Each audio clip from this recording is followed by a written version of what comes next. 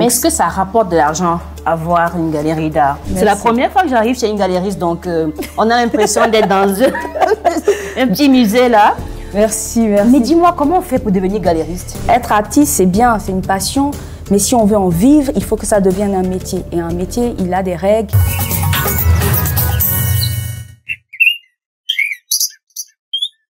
Bonjour Barbara. Bonjour Anaïs. C'est la première fois que j'arrive chez une galériste, donc on a l'impression d'être dans un petit musée là.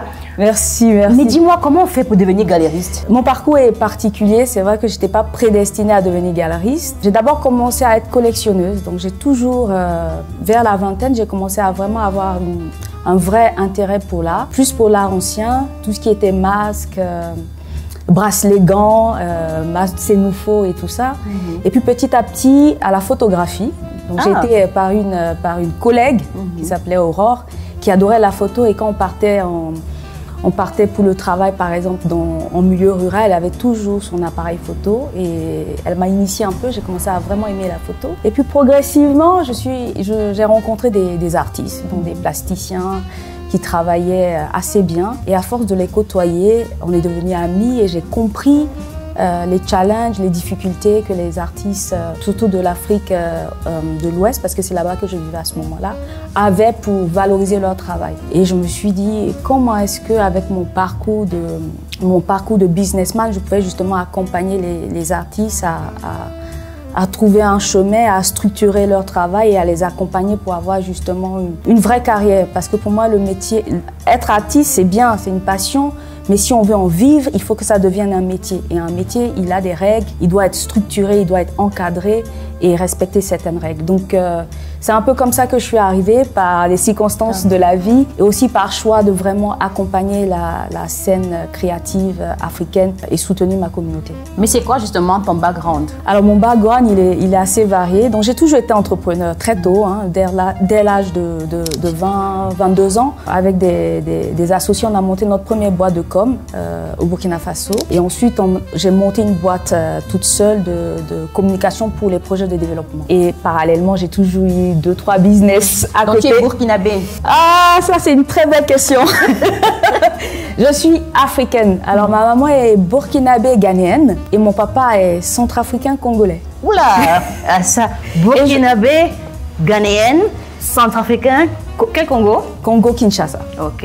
Mais je suis née, j'ai grandi à Abidjan. En plus. Donc c'est le tournée avec toi là. Donc bien sûr, je suis africaine. J'aime dire je suis africaine parce que je me sens très bien à Abidjan, comme je me sens très bien à Ouagadougou, comme je me sens très bien à Accra et maintenant à Nairobi. Et tu as vécu dans tous ces différents pays. Tu as vécu au Ghana, tu as vécu au Burkina, tu as vécu en Centrafrique, tu as vécu au Congo. Alors j'ai plus vécu en Afrique de l'Ouest, Burkina, Ghana, Côte d'Ivoire, moins en Centrafrique et Congo. Je ne connais pas très bien le Congo. Je suis plus de l'Afrique de l'Ouest où j'ai grandi et je m'identifie à l'Afrique de l'Ouest et je m'identifie au Burkina Faso parce que c'est une grande partie de ma vie, même professionnelle, je l'ai construite au Burkina Faso, entre Ouagadougou et Bobo-Dioulasso. Et tes enfants, finalement, ils ont quelle culture? Je m'efforce à ce que mes enfants soient très ouverts au monde, donc qu'ils aient aussi une culture très ouverte sur le monde, mais aussi avec un ancrage africain. Par exemple, chez moi, on va manger... mes enfants, ils mangent du tout. Ils mangent ivoirien, ils mangent ghanéen, même togolais, béninois. Je m'efforce à valoriser vraiment des plats africains. Donc, ils vont aussi bien manger du gratin dauphinois ou du tartare de viande et très bien manger à côté un bon pondou et puis un bon, comment on appelle ça, un bon pinon togolais ou un bon foufou banane ou foutou banane ivoirien, quoi. Mes enfants sont très ouverts. C'est très important pour moi de leur offrir cette culture-là, qui a été pour moi un peu naturelle puisque j'ai grandi comme ça. Sans même faire la différence. Mes questions identitaires ont commencé quand j'étais un peu plus grande, où je me suis dit, en fait, je viens d'où, en fait?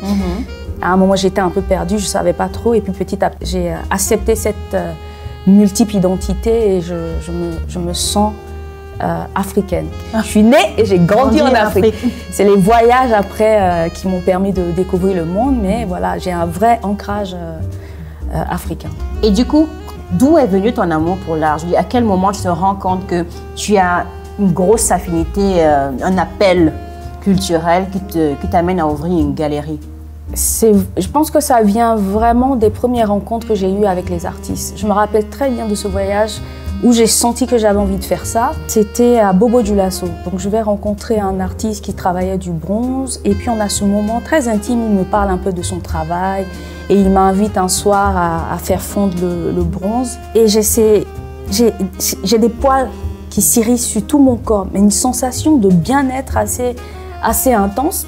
Et quand je suis rentrée, j'ai dit à mon mari, je sais ce que j'ai envie de faire. J'ai envie d'être au contact des artistes tout le temps. Je les trouvais fascinants, je les trouve fascinants, très en avance sur leur temps et qui abordent des sujets assez intenses. J'ai l'impression qu'ils ont un regard très différent du commun des mortels. Il y a quelque chose d'assez avancé dans la perception des choses, des émotions, des problèmes, des difficultés de leur génération. Et malheureusement, j'aurais aimé être artiste, mais je ne suis pas du tout talentueuse. Et je me suis dit, comment est-ce que je fais dans ce monde? Comment est-ce que je fais dans ce milieu? Et je me suis dit, bon, j'ai un background, j'ai une expertise dans le business, dans le management. Donc je vais peut-être apporter cette structuration et ensemble, on va essayer de créer quelque chose qui puisse créer une autre façon de travailler. Donc, mais est-ce que ça rapporte de l'argent avoir une galerie d'art? Je pense comme tout métier, il y a énormément de challenges. Et je pense que quand tu y arrives, il faut être endurant. Parce qu'au départ, il faut déjà beaucoup investir. Je vais vous donner un exemple. Je vais te donner un exemple, pardon. Pour ma première exposition, j'ai acheté toutes les œuvres. Oula! C'est un gros risque. Pour ma première exposition, parce que personne ne me connaissait. J'avais pas un background de galeriste. J'allais rencontrer des artistes, ils m'ont dit où je vais vous donner mes œuvres, parties comme ça. J'ai dit ok, si c'est ça, voilà. J'ai décidé, j'ai acheté. Et petit à petit, tu fais ta réputation et les gens te font confiance. Mais au départ, c'est compliqué. En tout cas, dans un contexte africain, ouest-africain. Donc il faut être endurant et puis il faut voir loin. Donc quand je suis arrivée dans ce marché, je me suis dit, voilà, moi j'ai envie d'apporter quelque chose, j'ai envie de comprendre comment ça fonctionne, j'ai envie de structurer ce marché et bien sûr, il fallait que je fasse des investissements. Et sur le long terme, j'aurai retour sur investissement. Donc oui, ça peut être rentable si on fait les bons choix, si on choisit des artistes avec un fort potentiel, avec une technique et une approche assez authentique. Et c'est ce que nous, on s'efforce de faire justement avec Galerie So You. On sait qu'une petite entreprise, une petite structure, c'est OK.